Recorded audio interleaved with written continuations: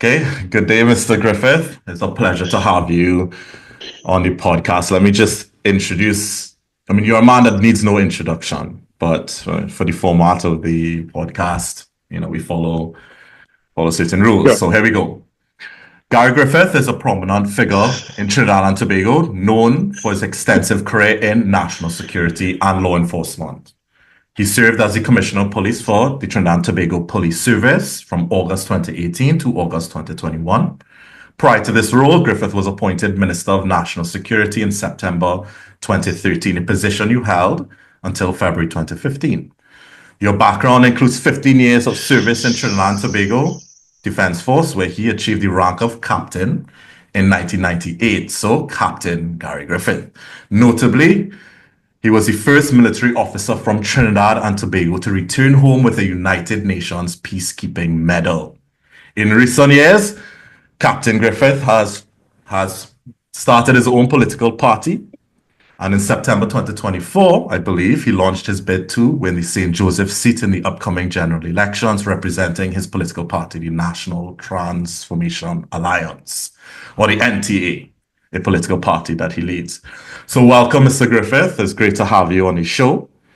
And welcome. So let's begin. When you were appointed to the position of the top cop, my family and myself personally, we felt a great sense of optimism because, we, the Walcotts have been, we're from Pitty Valley. We have been personally affected by crime. We were robbed in our house. My sisters were held at gunpoint, and this caused a lot of trauma. So our vision or our view of you has always been this man is a serious man, and we felt this sense of optimism when you came in the office, and then also we felt a sense of despair when you resigned or left that position. So I think, just to start, I would like to ask you: you enter into the office of the top cop for the first time. What was your emotional state of mind during that time? What was the sense of responsibility that you felt in that moment when you walk into this office? Yeah, sure. So good morning or good afternoon. Also about Gary Griffith as well. Gary Griffith, sport is my number one love over national security. And in fact, I played hockey with almost all the Walcotts All right. for decades. I played with them for Queen's Park and I played against them. So I have a very good knowledge of the Walcotts. I think all of them have played hockey. So as it pertains to that situation, when I moved in there in the office of the Commissioner of Police, the first thing I understood was that there was a strong need to transform the police service. The perception that the country had of the police service would have been equivalent to what I felt when I was a young soldier just before the attempted coup. And before the attempted coup in 1990, I just returned from the Royal Military Academy, Sandhurst. And when I was back in Trinidad and Tobago, all you heard but persons stating that the army is useless, they have no value, they're just playing football, they're eating in Tetron barracks. And because of 1990, it showed the country the value of us being the most noble of all professions. Moving into the office of the Commissioner of Police, I felt and saw identical. It was almost identical to how the country felt about police officers. There was no respect. They felt that the police were abusive. They felt that the police were useless. They felt that they were the criminal elements.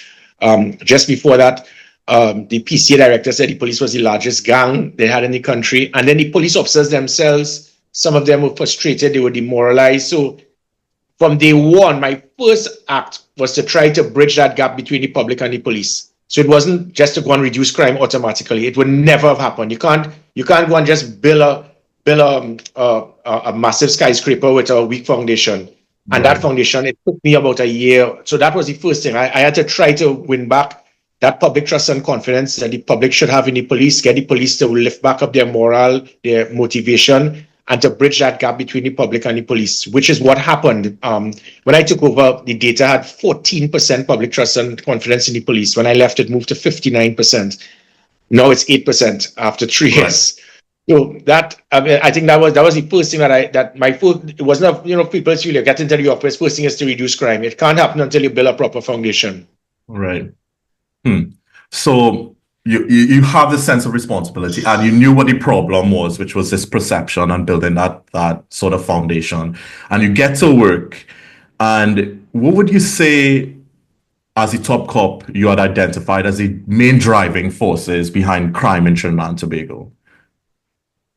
What are the main reasons? Yeah.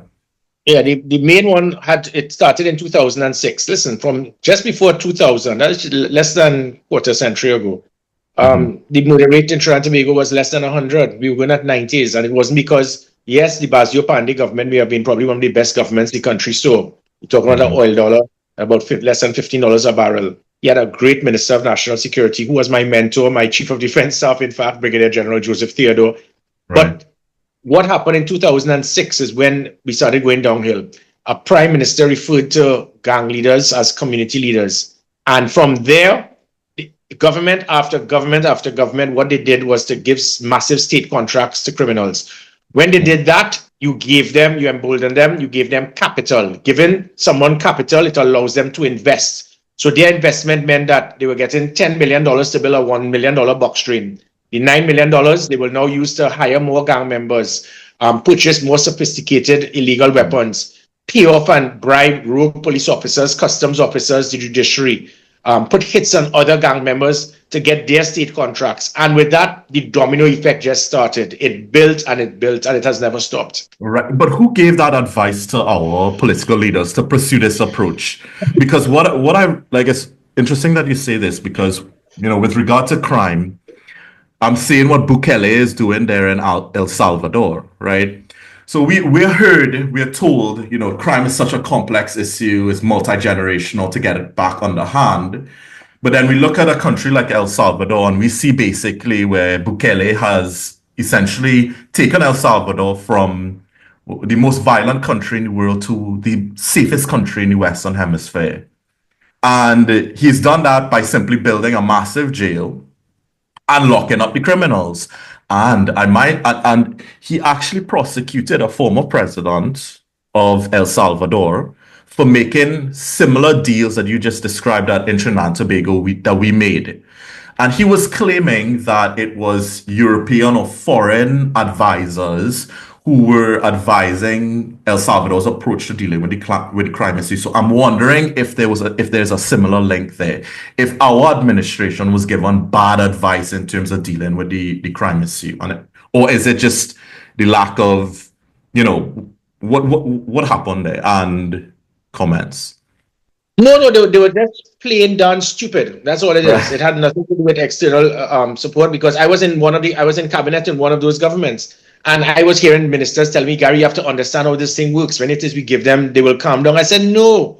When you play with filthy animals, you're going to get fleas. There's going to be a price to pay. And that is what happens. So you give them and they're going to want more because the greed is there.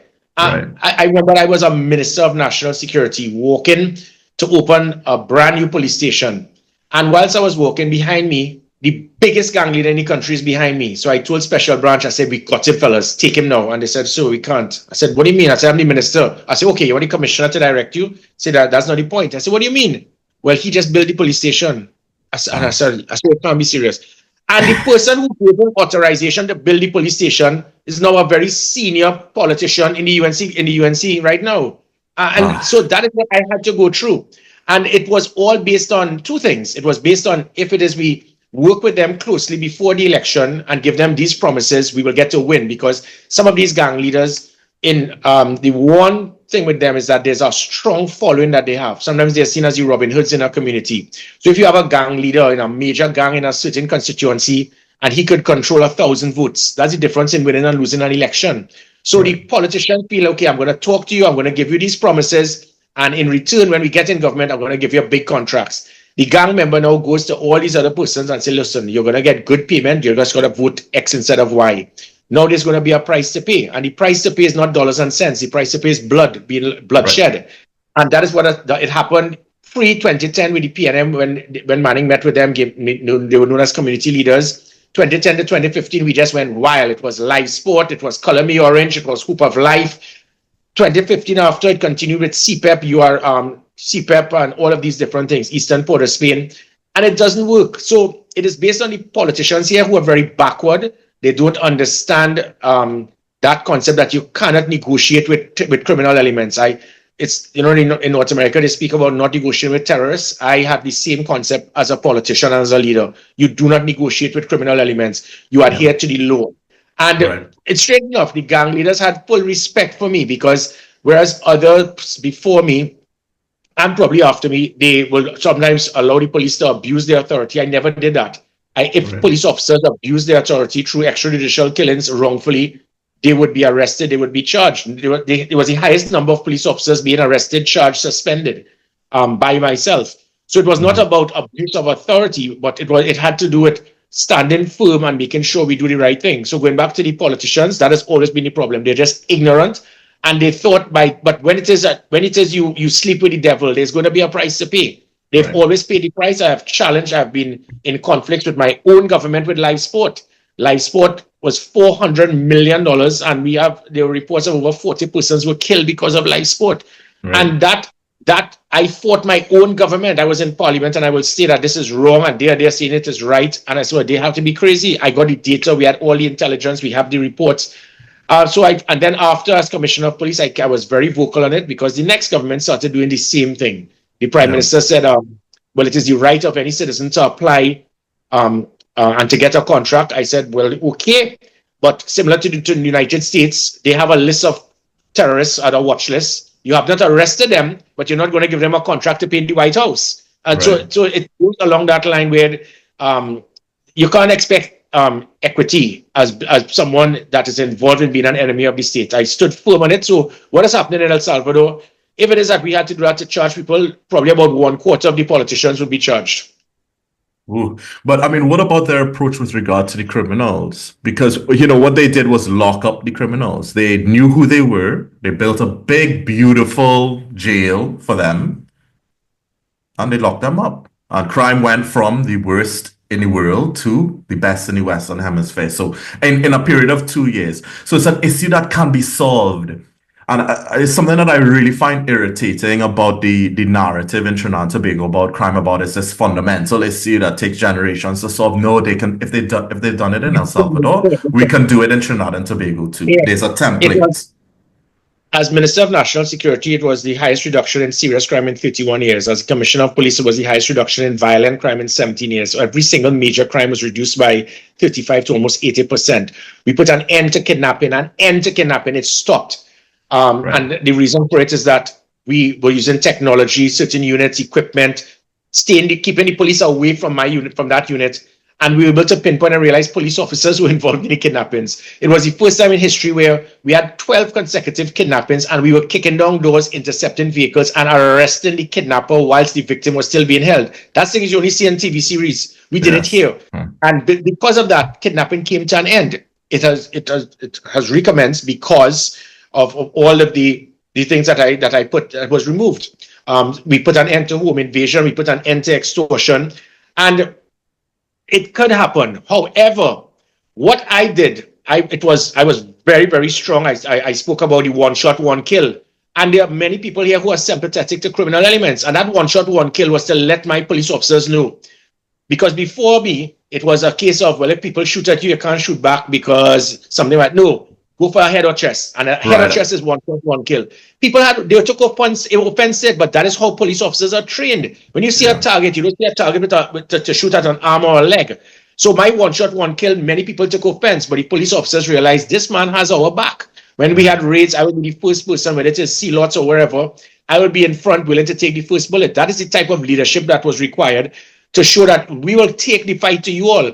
If a man rapes a child, if a man kills someone, if a man kidnaps someone, I saw you as a cockroach, and that caused serious problems because of those sympathetic to criminals, because you have brothers and husbands and fathers in your home that were doing that. So those persons who were sympathetic to criminals, if someone rapes a little 12-year-old girl, you're not a cockroach. And that, with all of those things, it showed that what I did was 5% to what El Salvador did. And the pressure I got from that 5%, that 5%, was mind-boggling, because remember, crime, it pays. And there are many people who fight for the rights of criminals more than the rights of the law-abiding citizens. The scales of justice in Trinidad and Tobago, it is so tilted towards the criminal elements, it is mind-boggling. Right now, we have a political party that has just selected a candidate where his main job for the last few years have been to go as a defense attorney to release every single gang leader out of prison. And people say, well, that is his job. But I think it's equivalent to someone working in an abattoir during the day, and then the next day he's working in a pet store. It just doesn't work. And this is the same individual. When I was minister, I was working with the commissioner to arrest gang members. The next day he will release them, and Kamala will have him sworn in as a temporary senator. So those are the things you got to not negotiate with criminals. You got to draw a line. But as I said, in Trinidad and Tobago, persons in very high places have a lot of sympathy or influence or involvement financially in some way with crime. So what I did, I stepped on many toes, and with that, it cost me my job. Right. I mean, I remember that scandal, and I would say that there was a silent majority that was backing you in your approach, and just a very tiny, small, loud minority of people who were against it. Unfortunately, they have megaphones, so they just sound loud. But you were popular, within my family, within my group. We loved hearing it. I'll say that. But I mean, just to pivot a little bit. A lot of the discourse in Trinidad and Tobago has almost become fashionable to blame immigration for the spike in crime that we're seeing in Trinidad and Tobago now. This is the discourse and rhetoric that we're seeing. So there's a growth, like immigration, and the issue of immigration specifically from Venezuela is a topic that is being linked to crime and other factors. So how do you think that, what role do you think the immigration issue is playing, or the refugees, let's say the Venezuelan refugees, is playing, and how do we balance our humanitarian responsibilities with national security concerns? Yeah, total nonsense. It was less than 1.5% of illegal immigrants have been involved in the violent crime in this country. So it's total nonsense. It is a cop-out. It was an excuse. It was a diversion. It was people who just wanted to play James Bond to try to say, well, I know what is causing the problem. I had the data as the minister. I had the data as the commissioner. 1.5%. It was so insignificant in the scheme of things as it pertains to who caused most of the crime. And most of the crime that is increases because of illegal firearms. 95% of the illegal firearms that enter the country is through the legitimate ports of entry. I got this confirmed by the US. So when we speak about Venezuela and all these drugs and weapons coming in, the weapons coming in from the mainland are muskets that you'll get from Pirates of the Caribbean type of guns. The technology, sophisticated artillery you get that the criminals have now come from the containers in the ports that leave from North America to Trinidad. And that is why I drafted the Border Protection Unit to put an end to it, because we would usually seize, when I was minister, about 1,000 firearms a year. But we misplace 7 containers every year. 7 to 10 containers go missing. One container could have about 5,000 firearms. So that one container could come back out onto the streets. And all that the police did for 5 years is lost in one night. That is the importance of that Border Protection Unit. I drafted it. They refused to have it implemented. But going back to the illegal immigrants, however, my concern has always been the ignorance by governments to not understand the importance of a proper policy for immigration. This present government did one for 20,000 Venezuelans, but I think that was totally, if not biased, it was not appropriate, because we have 120,000 illegal immigrants in Trinidad and Tobago. That's a lot. Yeah. When people say, well, how you know that? That's not true. I was the Minister of National Security, and my 120,000 is based on persons who have entered through the legitimate ports of entry and never left. So that's how we have the data. We're not talking about those who enter illegally. We're talking those who land at our airport and our ports from different parts of the world, and they have a deadline to leave, and they never left, which means they're here as illegal immigrants. 120,000, 40,000 others from Venezuela, granted. Another 30 or 40 will be from CARICOM countries, but then you also have from China, from India, from the Philippines, and some of them come here on a contract and they stay because they don't want to go back home. Because we have not dealt with this properly, this has become a major byproduct for human trafficking, because the individuals who, what it causes, these individuals, they will now work below the minimum wage, they will now get atrocious working conditions, and they're afraid to say anything because they will be threatened that we are going to report you to the authorities because you're here illegally. That is the major aspect of human trafficking. As the minister, just before I left, I did a recommendation for a moratorium. The moratorium would have given all of these persons 3 months to come forward. We're going to regularize you. We're not going to throw you out. regularize you for you to be registered. By you being registered, it will now ensure that you can pay taxes. It will now demand now that you cannot be manipulated by your employer.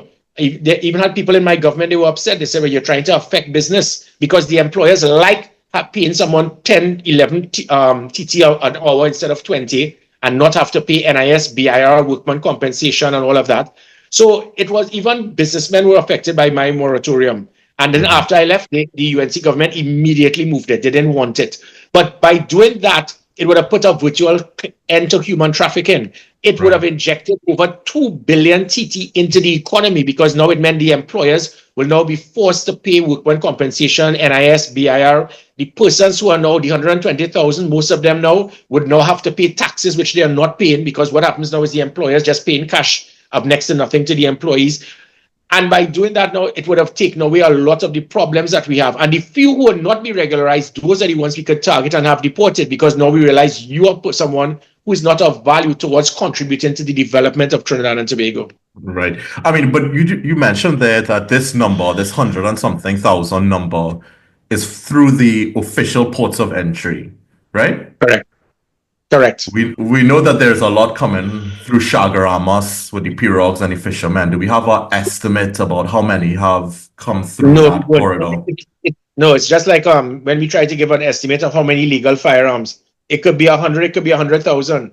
You will never know. So when people try to give an estimate, my point is the bulk is the legitimate ports of entry. Why try to come through the dead of night to do that when you could just land in the airport and don't come back out? Because as soon as you land, they will just stamp you and say, well, you have 3 days, you have 6 months or whatever. And you say, well, yeah, try to find me. So there's a lot of people coming through Chagaramas unofficially. I mean, I know that for a fact. It's thousands. So, you know, it's definitely an issue. But I mean, it's really interesting what you said about the perception of crime from the immigrant groups and then the reality of it being less than 1%. I think that's something that people should know about because they don't know this, this statistic. But, just to pivot a little bit or just to talk further about, Venezuela specifically, I know there was a report where Trinidad and Tobago signed an agreement with the United States that in the event that would allow the United States to station their military in Trinidad and Tobago. Are you aware of this agreement and just any comments on it and what does that mean exactly? And I'm asking that question because we see Trump coming back into office and he's not playing, right? Talking about acquiring Greenland, he's talking about Panama, he's talking about Canada being the 51st state. It's a new era, right? We have Trump in Ukraine right now. We have China moving into Taiwan eventually. We have Israel and the Palestinian mess. Even in Trinidad and Tobago now, we have the Americans signing an agreement with our government to station troops in Trinidad. And I was very surprised at the lack of discussion or political discussion on this topic. So, if you will, just entertain me here for a second and just let me know what your thoughts on that matter. I think it has been exaggerated and there's a misinterpretation of that agreement. The agreement doesn't state that we have signed over our sovereignty to the United States, that they can land whenever they please. That is not what the agreement is. What it says is that the United States would like it to be something that they want done based on the approval of the government. And that is something that is nothing wrong with that. So this is not that the government has signed over to tell the US, anytime you feel like we can't do anything about it. That is not what it is. The United States have been involved in, when I was a young officer, we've been involved in what they call it CINSEC, the Caribbean Security Conference or something, where the US and the CARICOM troops, we will have joint exercise operations on a regular basis. These are the things that give authorization for the US to be involved in having troops sent here to assist our troops in training, to assist in providing equipment and services and so forth. So it is not a situation similar to the 1940s where we're just handing over the whole of Chagaramas to the United States. That is not what it was. So this was a simple manner of stating that that the United States will seek approval for them to have some degree of representation or to be in Trinidad and Tobago, but that is only based on the approval of the government at the time. So the government could say, And so there's not that the government has given that approval. That is not what it said. Right, but why? Why now? Well, as Minister of National Security, I knew that obviously Trinidad and Tobago is a very critical tool that can act as a conduit, as a stepping stone between here and Venezuela. So Right. obviously, what you've seen and picked up in our radar, if it is that if there's some degree of possible Cold War, whatever, Trinidad and Tobago is the ideal position. So obviously, the United States would have done their homework and realized of all the places around Venezuela, Trinidad and Tobago is the best foothold for us to have some sort of a landing pad, an area for representation. So they're just putting their homework in place in the eventuality something may happen 20, 30, 40 years away or even tomorrow. So Right. it was a case of saying, look, this is what we would like for your consideration based on your approval. And that is what it was. It's based on approval. But we did sign that agreement with them, that they, they would be that line of communication open. And, it's just concerning with kind of like the shifting geopolitical realities that we kind of see happening globally. And there is sort of, the tension between Venezuela and Guyana over the Essequibo region, right? The massive amounts of oil that, Guyana now has at their disposal, and then the Maduro regime threatening Guyana's sovereignty, the Americans and the Brazilians saying that they would back up the Guyanese. And now you have the Americans signing this agreement with Trinidad and Tobago in the manner that you just explained. So my thinking process is, what are they anticipating? Are they anticipating that a conflict will happen, or is it that they're just doing homework here? And do we have to worry about that? Do we have to invest more in our military and our military capacities? No, not at all. I think again they're just doing their homework. That's what you do as a country. You do the then what theory.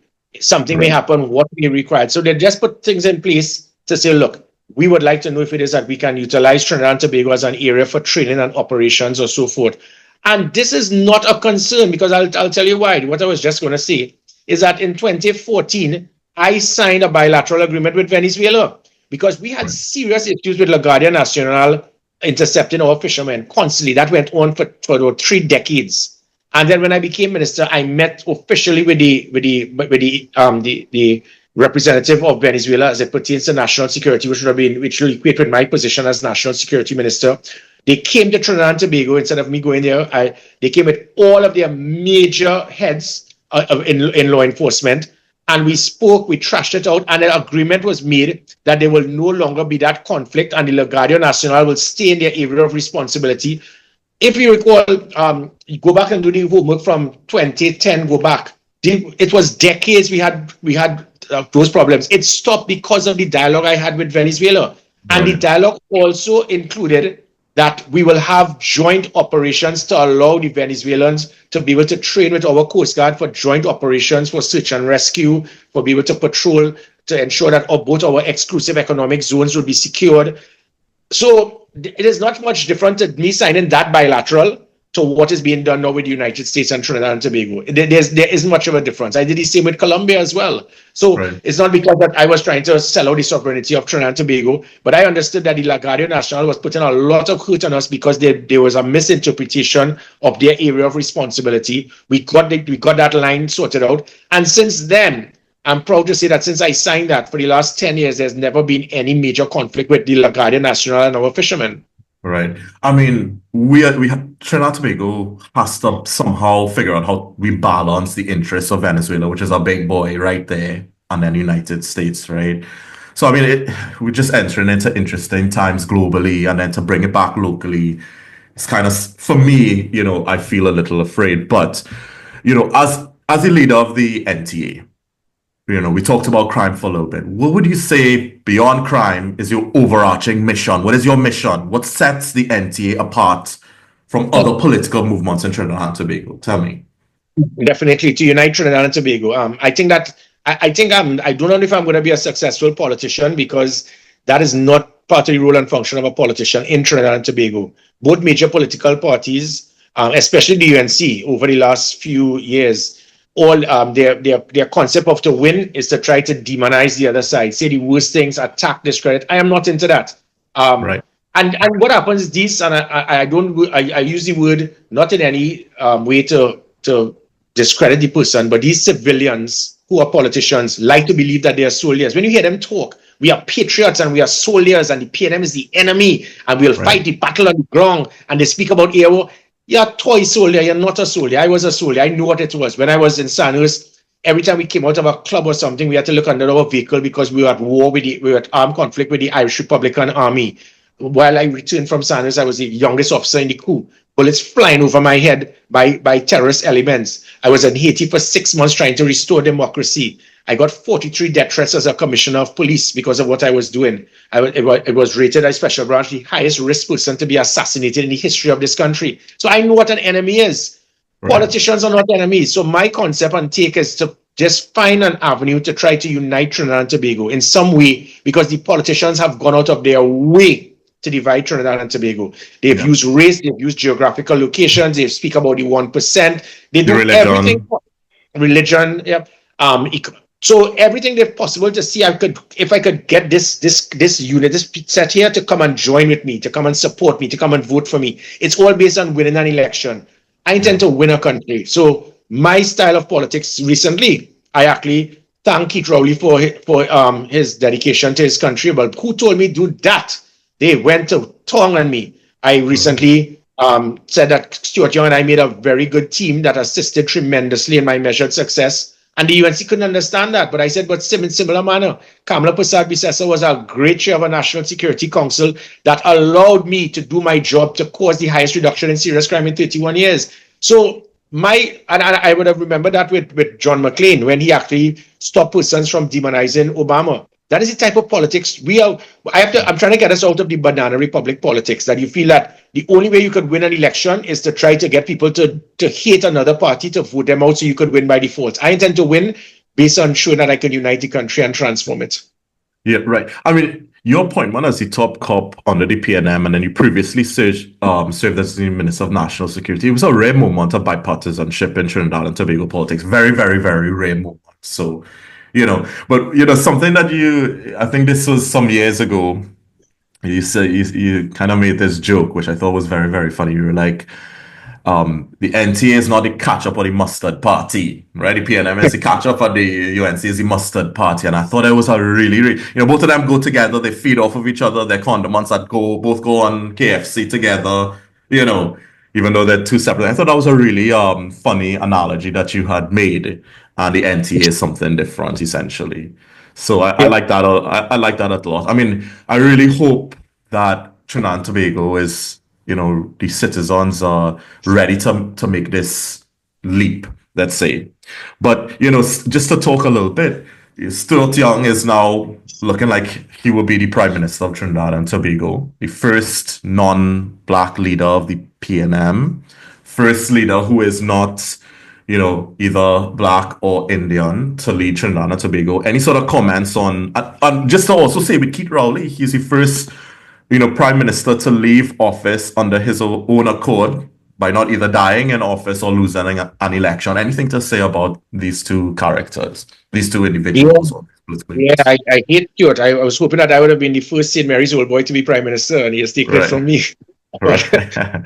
No, but seriously, I have always been a patriot rather than a politician. So if at any time that I actually said it, when Keith Rowley and I were at loggerheads, I said, look, you all are in a mess. You all are the persons you all have appointed. Earlier, Christopher didn't even come in the top 20 when we did the assessments for Commissioner of Police in 2018. She was lost, and she made mistakes, and then she was slipped in through the back door. And unfortunately, people are attacking her. She just doesn't have it. It's not her fault. And I told them, we can't. It's like putting somebody who doesn't have a clue about technology or something. You put him as an IT expert in a company, or somebody to build a rocket ship, and it's going to crash. And that is what she has done. And I offered to help the government, because we might be political opponents, but we're supposed to be patriotic to the country and the state. So it's not helping the PNM. I said I am willing to give advice. Again, people were upset about it. Keith Rowley said no. Regardless of who is in government, my job will always be to assist it as best as possible until the time comes for me to have you removed democratically. Until then, I will always be willing to assist in any form of fashion that if it is at what I can do, if it can save one life, if it can assist the country in any form, I would always do that before trying to go out of my way to make sure the state will collapse and fail. You go out of your way to make the state fail doesn't make you a good politician. It makes you probably treacherous, and that's not patriotism. I will always put patriotism before being a politician. And people are afraid, I would say. They're afraid. What are your top priorities? Let's say you become prime minister during the next election. What is Captain Gary Griffith's top priorities as he gets into office?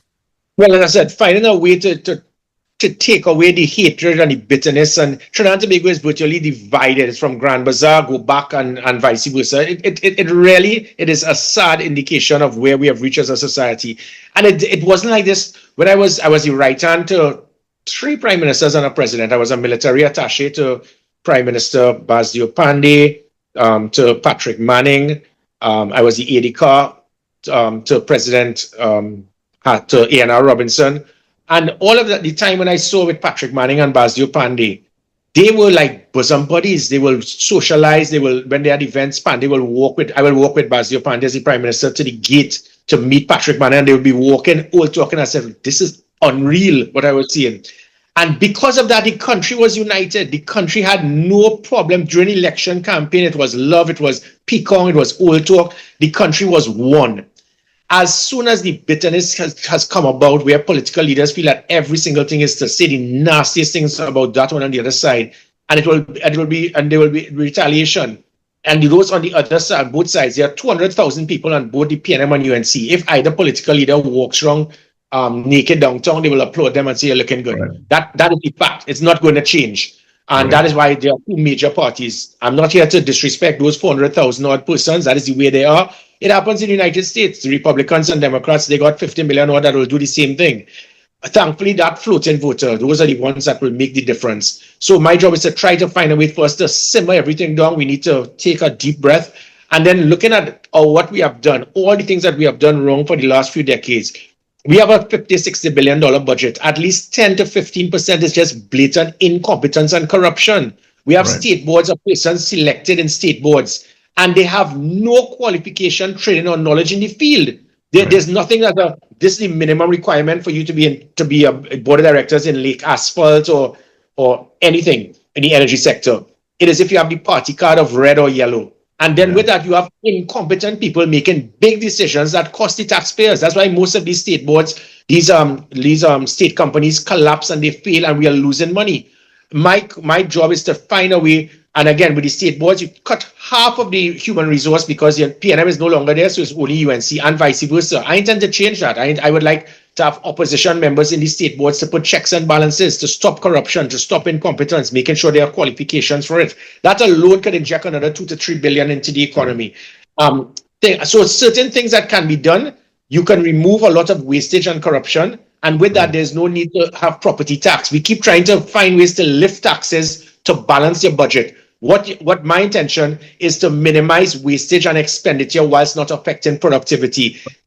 I ran the police service as a business in the same way. The police service, as Minister of National Security, I had the largest budget of any minister. So I know how to run a budget better than any other person that could boast as a minister. As a police commissioner, my budget was about $3 billion. It was more than every other minister other than probably health, education, and national security. So nobody could question, is Gary Griffith ready? I ran those budgets. It was efficient. I was able to cut costs, like with the police service, 100 million TT a year in overtime corruption.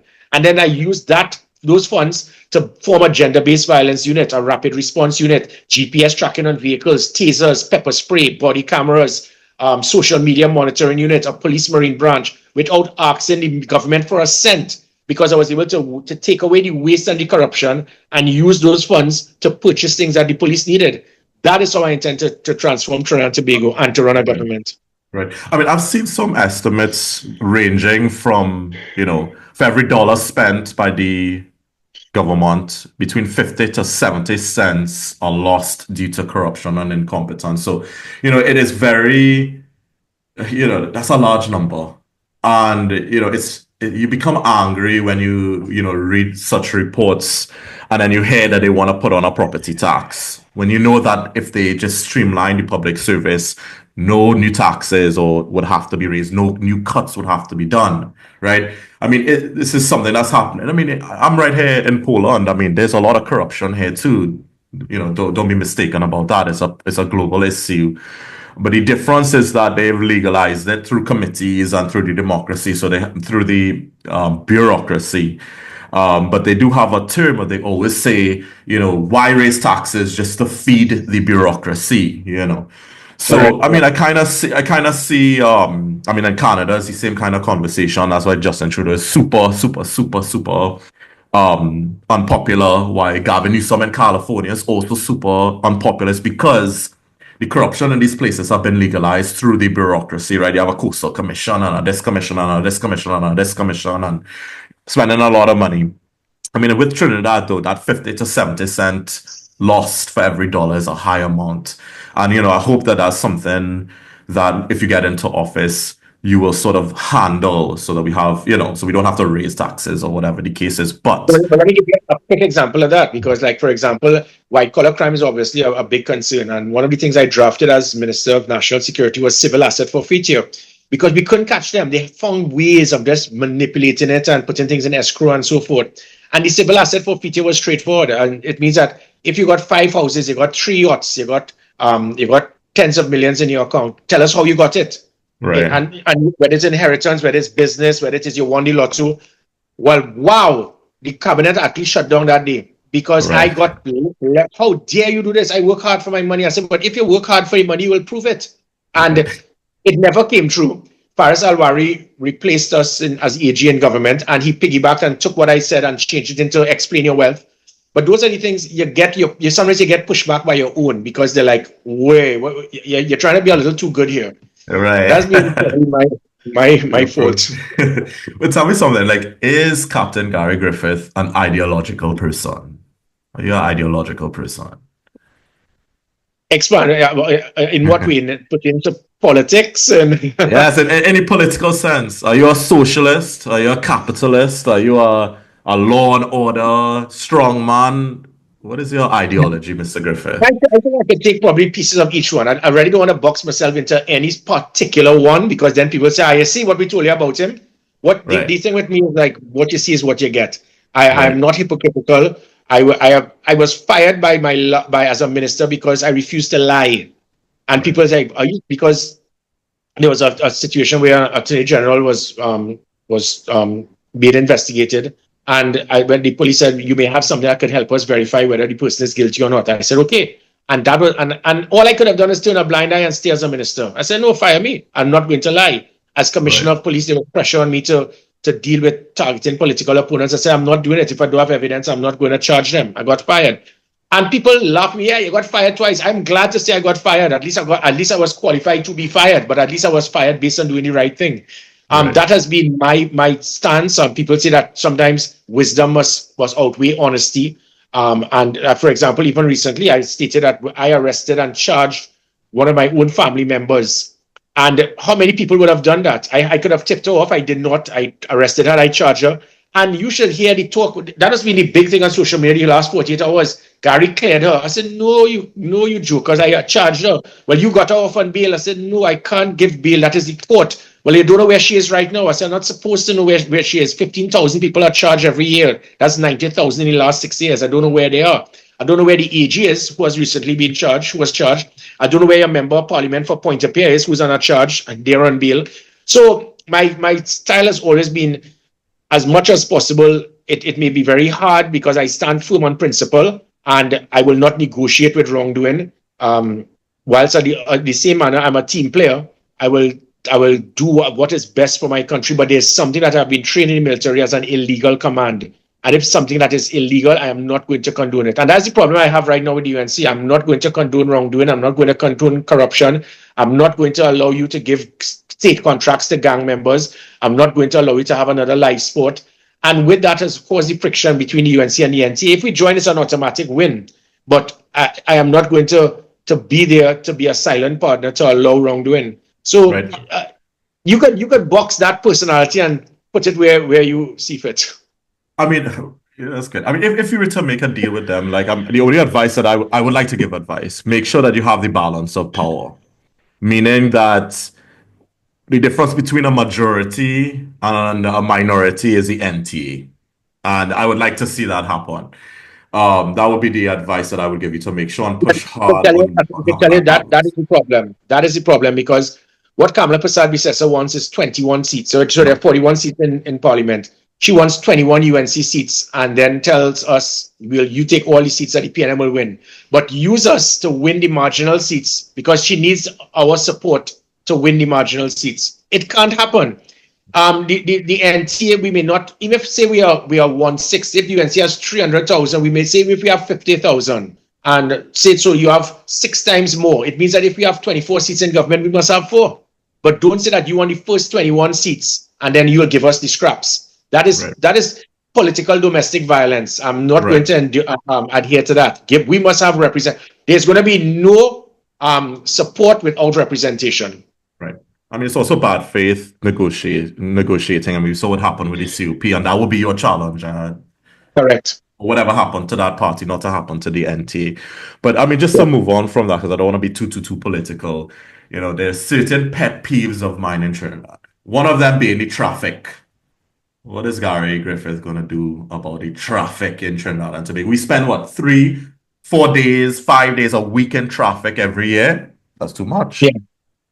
Well, first thing, there are things that can be done. We have stayed so much into feeling that is the norm. You get traffic only when there's school or Christmas or carnival fets or so forth. So when there's no school, it's easy. So you realize there is a problem. It's because of school. Is it because more cars on the road? And it was simple things. As Commissioner of Police, we looked at every single area where it is that there was traffic congestion. And sometimes, like in Maraval, for example, there was one on the main road, there was a school on the main road, and the parents would just park their car because they want to stay with their children for half an hour. And that would cause backlog for about 10 miles going all the way back into Santa Cruz.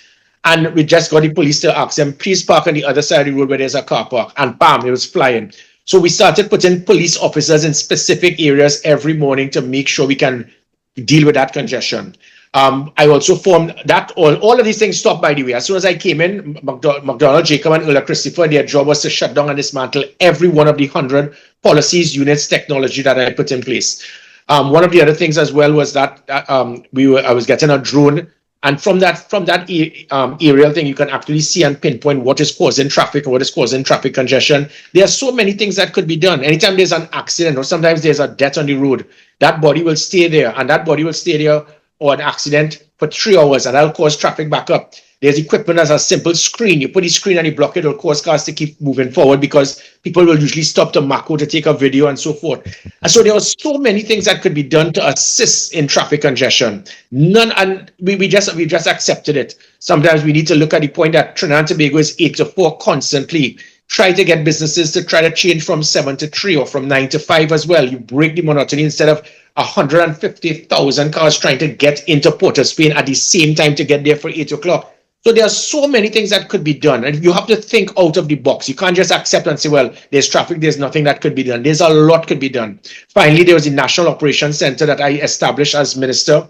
It had the 17,000 cameras, and from there, with persons in there, I piggybacked this from the United Kingdom. It's known as COBRA, COBR, the Cabinet Operation Briefing Room.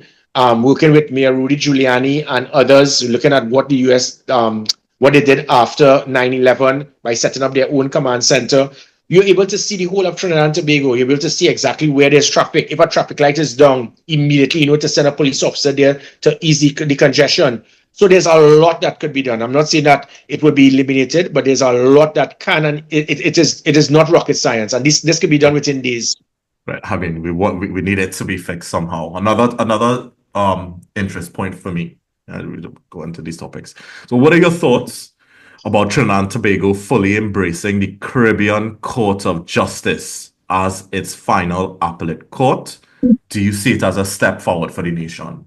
Any thoughts about that? I am very concerned about it. This is not about not trusting the judiciary, but Trinidad and Tobago has become so politically divided.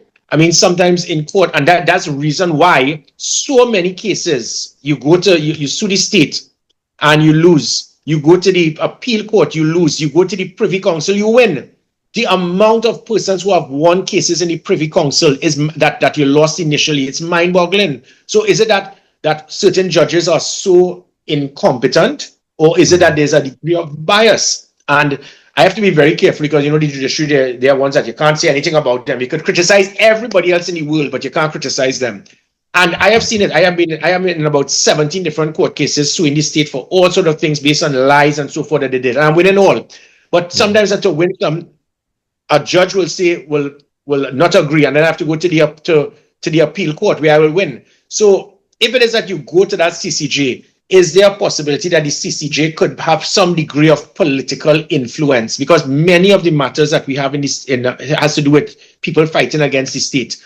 Is the Privy Council one that will ensure some degree of that they're being neutral to avoid any degree of personal or political bias that can cause you to lose your case? So we have to be very careful on it. And my point being is that if it is, we look at the number of persons who have won cases in the appeal court, and even if they lost, they won it in the Privy Council.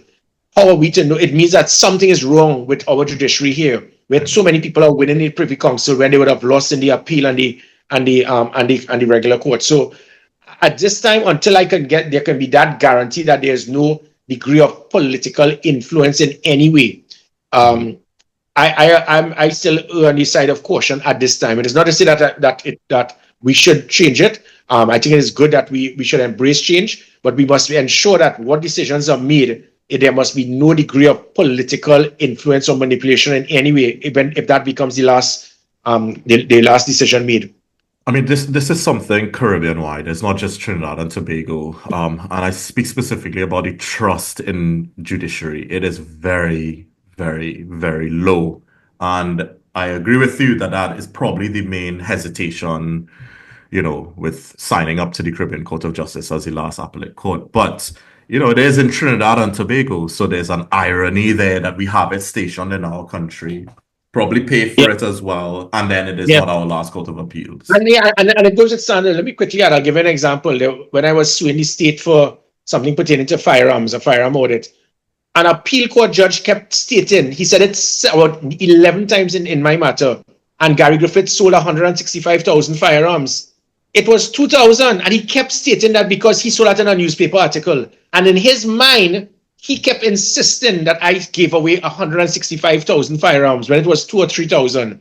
And he kept saying it over and over and over. He said, well, there must be a need for a concern to form an audit committee, because if a commissioner gives out 165,000, and if you're a judge and you kept saying the same thing over and over, you believe something based on you seeing a piece of paper and not facts, that must trigger a degree of concern, because this man is an appeal court judge. So if that is an appeal court judge, will probably be those individuals will be selected to be in that CCJ. Right, and that's where the lack of confidence comes from. Let's shift a little topic here. Another one, the ferry links between Trinidad and Tobago to Barbados and possibly to Guyana and maybe one to Venezuela. What are your thoughts about a ferry linking with Trinidad, with Barbados and Guyana? I know it's been discussed a little bit, even maybe one with Venezuela. Do you see it as a viable project? And how could it benefit the country?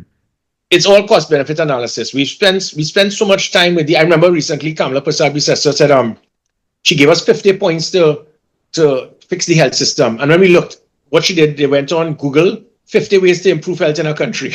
And she ran it out. One included putting a burns unit in Point Lisas. Nobody has been burnt in Point Lisas for about 50 years. But each one would have cost about $100 million. So you're talking about $5 billion she's going to just inject in 50 new projects. No cost benefit analysis. No to ascertain if we have the equipment, if we have the technology, if we have the staff, if there's a demand for these items. None. And that has been a problem with us. So you throw a ferry and then you realize, is there a demand for it? Let us look at the maintenance. Let us look at the distance. Now, granted, it is more expensive to fly to Barbados from Trinidad than it is to go to Miami. That can't make sense. Something has to be wrong there. And Grenada as well. So again, it's supply and demand. If it is that a ferry would be a cheaper cost than the airfare, or to give the airfare some degree of competition, because when Liat pulled out, Caribbean Airlines went to task. They said, all right, well, it's now 6,000 TT to go Barbados, but you're paying 3,000 to go Miami. Because there's, that can only be done if it is that you realize there's a degree of demand to make it happen. I am not into doing things based on ideas. There must be a lot of research to give me justification that we can go ahead and do that. It's something that I think we should explore, but we will see. Cost benefits analysis. Another question, AI. What are we going to do about that? How do we integrate that into governance of Trinidad and Tobago? I know a lot of students in UE and in Roytech and UTT are using it like mad, and I'm sure a lot of ministers and whatnot are using AI. Nobody's using AI. No one's using it. Not the politicians. AI is something, I mean, we use it heavily in the NTA. We understand the value of it. We can actually look and strategize to see what are the weaknesses in our constituency, what it is that persons are looking at, what it is they need to get, looking at the strengths and weaknesses of our political opponents, looking at myself, analyzing everything, packaging it straight in, and then automatically pinpointing Gary Griffith. He speaks too fast, Gary Griffith. He needs to be a little bit. And you could see it, and with that now, it could help me build my own capacity as a citizen, as a politician. And UNC, for example, their concept of politics is, listen, we're having a meeting down in Diego Martin, let's get 200 people, pay them $100, put some maxi taxis, we'll blow the trumpet. Same old-time politics, and you feel that's going to win. That's not how you're going to win an election. That's not how you're going to lead a country. So through technology, it is there. It has to be used. It has to be embraced here. And you could use it towards helping you politically. It could see the weaknesses of your political opponents. It can build you as a human being, as a leader. And it could also help in the development of our country. It definitely could help in the development of our country. I mean, just in terms of the efficiency drive, oftentimes we pass bills that no one reads. So now we can just take those bills and we can upload it to the AI and ask it to summarize it for us now. So that is going to be something that the next government is probably going to have to look out for and anticipate, people like me being a lot more engaged and able to analyze these documents because of the AI. It's unfortunate because we have a Minister of Communication, and you could ask 90% of Trinidad, who's the Minister of Communication? They don't know. He's a Minister of Communication that never communicates. So if it is, you have a we have a Ministry of what it is, digital technology, and I don't think they have a website or a Facebook page. So that therein lies the problem. There are many persons who are ministers and ministers and so forth, and in these positions, they're in their 60s and 70s and 80s and 90s or whatever. It's new to them. They don't know how to embrace it. It's old school, and I try my best, even from the NTA leader, to try to bring in as many younger persons as possible. Dr. Kevin Saran is in his 30s. He's one of the brightest, sharpest young politicians we have. He's a deputy political leader. So those are the things that we need to do. Having a regurgitation of the old guard and old school, which is what I mean. The UNC is a perfect example. A lot of old school, and it's the same style of politics, the same things they say every Monday night. There's nothing new, there's nothing dynamic, because they don't embrace that type of technology you speak about. Yeah, of course. I mean, I have my own stories, but I cannot talk about them with regard to, that. But, the ability to manipulate or use technology, the internet, it's past the internet now. If you can't use an Excel sheet or Google, it's past that, right? Like, we are talking about AI now, and being able to use the AI as a tool being a fundamental skill with regard to the new economy that we're going on, and that is coming up, global economy, I mean. So I hope that the NTA, you said it how you're embracing it, and it's really, really good to hear that. I want to do one more thing, that I just thought about. I'm going to give you some names, and if you could describe that person with one word, I'll do some international names and then some local names. So let's go. What about Donald Trump? Unique. Kamala Harris. Giggly. Okay, what about Bukele? One of my favorites.